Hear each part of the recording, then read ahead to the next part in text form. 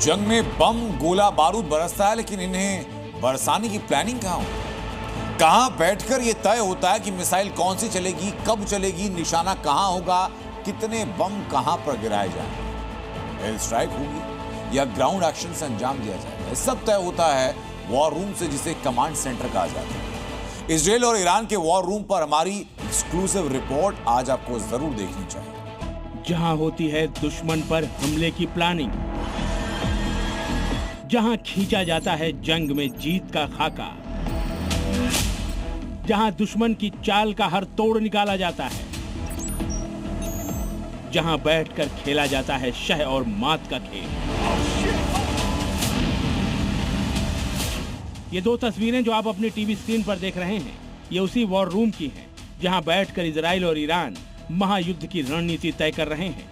यही प्लानिंग की जा रही है कि दुश्मन को कैसे चित करना है, कैसे जंग में अपनी जीत की कहानी लिखनी है।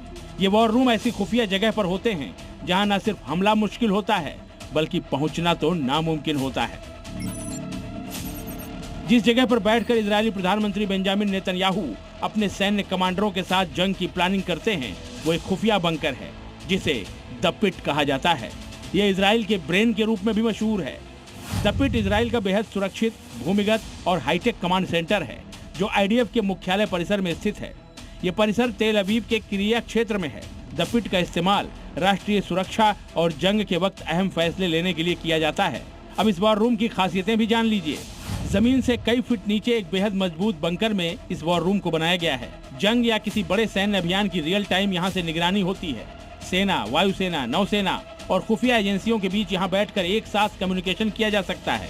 यहाँ सैटेलाइट, ड्रोन, रडार और साइबर इंटेलिजेंस से लाइव डेटा मिलता रहता है। यहाँ बैठकर दुश्मन की हर गतिविधि पर 24 घंटे निगरानी रखी जा सकती है। यहाँ से कुछ ही मिनटों में एयर स्ट्राइक या रक्षा कार्रवाई का आदेश दिया जा सकता है। एआई और एडवांस डेटा एनालिटिक्स की मदद से तेज रणनीतिक फैसले लिए जा सकते हैं। आपात स्थिति में भी यहाँ का कम्युनिकेशन सिस्टम कभी फेल नहीं होता। इसका निर्माण इस तरह से किया गया है कि यहाँ हवाई और मिसाइल हमलों का असर नहीं हो सकता। न्यूक्लियर, केमिकल और बायोलॉजिकल हमलों का भी इस पर कोई असर नहीं होता। इसी वॉर रूम में बैठकर इजरायली प्रधानमंत्री बेंजामिन नेतन्याहू ने ईरान के सुप्रीम लीडर अयातुल्ला खामेनी के खिलाफ सैन्य ऑपरेशन की पल पल की निगरानी की और अपडेट ली। और अब इसी वॉर रूम से उन्होंने ईरान को बड़ी चेतावनी भी दे डाली है। ईरान ने भी जंग के दौरान अहम फैसले लेने के लिए बेहद सुरक्षित वॉर रूम बना रखा है। उसने इसी वॉर रूम में अपनी खतरनाक मिसाइलों का जखीरा भी छिपा रखा है। इसी वॉर रूम में बैठकर आईआरजीसी के कमांडर अहम फैसले लेते हैं। ईरान के कमांड सेंटर पहाड़ों को काटकर बंकर के रूप में तैयार किए गए हैं। इन्हीं के भीतर बैठकर साइबर ऑपरेशन और इलेक्ट्रॉनिक जैमिंग की निगरानी की जाती है। ईरान अपने सैन्य कमांड सिस्टम को बेहद गोपनीय रखता है, इसीलिए उसके वॉर रूम को लेकर सटीक संरचना और सार्वजनिक रूप से उपलब्ध नहीं है। ब्यूरो रिपोर्ट, जी मीडिया।